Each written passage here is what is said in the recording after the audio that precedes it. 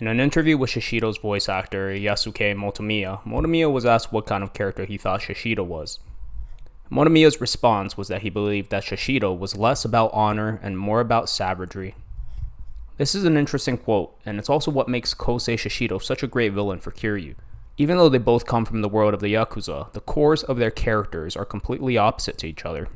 Whereas Shishido is a man of savagery and power, Kiryu is a man of honor and duty.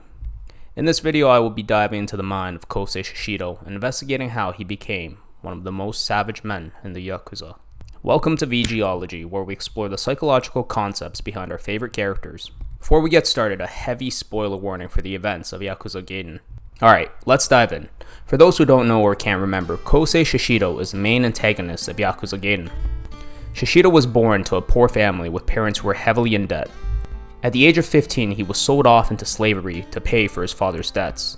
He was made to participate in Coliseum death matches by the Kijin clan. In order to survive, he had to climb up a mountain of corpses, killing and growing stronger to avoid becoming a corpse himself.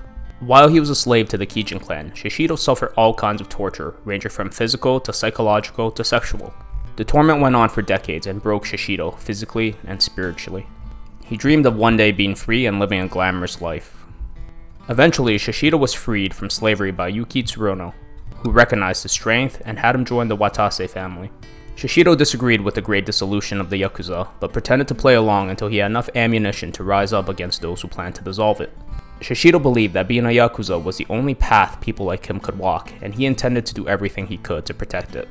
The path that Shishido chose to walk was influenced by the experiences he suffered in his youth. As previously mentioned, since his birth, Shishido was born to a poor family with an abusive father. To make matters worse, he was sold into slavery and forced to participate in death matches regularly by the Kijin clan. Every day for Shishido was a living hell, and there was never an ounce of safety or security in his life. Maslow's hierarchy of needs is a theory of how humans establish character and motivation. In this theory, there are 5 different levels of human needs, and it is difficult to even consider the needs of upper tiers when the lower tiers have not been satisfied. As we can see from this chart, Shishido's hardships did not even enable him to satisfy the first 2 tiers, so concepts of morality and respect for others found in the upper tiers wouldn't even have crossed his mind. He was too focused on survival. Furthermore, in a literature review by Tobor in the National Library of Medicine, Tobor suggests that being a victim can create a lust for power. In his article, Tobor states that the need for power significantly predicts competitive victimhood, which is a tendency to see one's group as having dealt with more adversity relative to an outgroup. And the power derived from victimhood can be misused, and many people employ it for retribution. Being a victim or feeling wronged may result in a sense of entitlement and selfish behavior. This idea of trauma causing entitlement or selfishness is also parroted by Dr. Michael McGee, who suggests that self-centeredness originates from a combination of genes, childhood trauma, and training.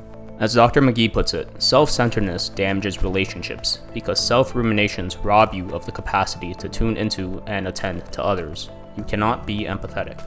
Now, obviously this isn't true for all victims or people who've experienced hardships, but it stands to reason that in Shishido's case, his hardships force him to become one-track minded on his survival, dehumanizing others and focusing only on himself and his ability to survive. He developed a twisted sense of self, believing only in his strength and luck. He dreamed of the day where he would be the one standing on top, yearning for power that he never had. Eventually, Shishido is taken out of slavery and joins the Watase family as Yakuza. Joining the family has a profound effect on Shishido's character development in 2 significant ways. First, it provides him with an identity that is separate to his life as a slave. As Shishido tells us, his name was given to him when he joined the Watase family to symbolize his rebirth and to leave his past behind. A British psychological study suggests that, according to social identity theory, members that join a gang and strongly agree with the gang's ideals are more likely to embed themselves deeper into that culture and become increasingly immersed in the gang's activities. Furthermore, Saul McLeod writes that social groups were important sources of pride and self-esteem for people. This is because social groups can give you a sense of belonging, purpose, self-worth, and identity. The Yakuza aligns strongly with Shishido's own beliefs. Prior to joining, Shishido believed only in his own strength and luck. The world of the Yakuza was a perfect stage for him, as it was a world in which strength was an asset. Thus, all the suffering Shishido had suffered up until this point was given meaning as it helped him become strong. His strength and savagery became points of pride for him and was celebrated by his fellow Yakuza. He finally had a place where he belonged. Joining the Yakuza also had another significant impact on Shishido's character. It provided a place where he was the one in control and could enforce his power onto others. As discussed earlier, Shishido never had any power in his life. He was born to an impoverished family and then sold into slavery, where he was nothing but a toy for the Kijin clan. Joining the Yakuza provided a place where using power against others was encouraged. It was a world where being strong would help you rise up the ranks, and Shishido, well, he was damn strong. But like the saying goes, power corrupts. According to Tober, research shows that power is addictive. This addictive nature promotes a desire to hold on to that power and to accumulate more. Furthermore, research has also shown that power literally causes the brain to act differently. Animal studies have shown that higher social ranks and statuses will cause higher levels of dopamine to be available in the brain, and that the loss of that power will cause depressive-like symptoms. Tobor also writes that research shows a decrease of empathy for those in power. People with higher statuses of power tend to experience less distress and less compassion to the pain of others. This decrease in empathy, paired with the selfishness that would have developed from his tragic upbringing, explain why Shishido was so ungrateful towards Tsuruno for saving him from a life of slavery. Shishido was never given an opportunity to learn how to care for anyone but himself. In summary, Shishido, who never had any power, experienced his first taste of power when joining the Yakuza.